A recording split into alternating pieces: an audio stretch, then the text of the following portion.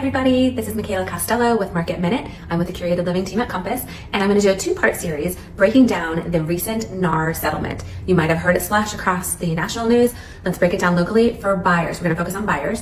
What this means is you are going to need to sign a buyer agency contract with a realtor before you are allowed to go see a home.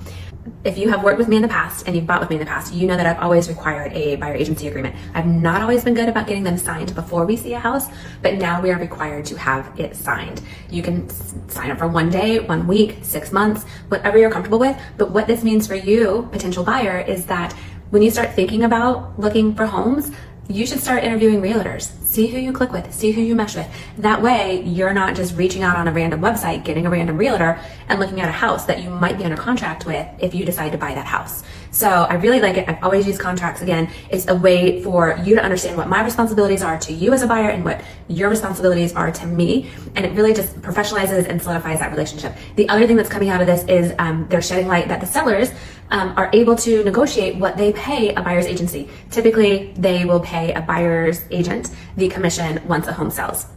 Now, it's always been negotiable, but the light has really been shed on it. And what this might mean to you, buyer, is that you now might be responsible more than ever of paying that buyer's agency a fee.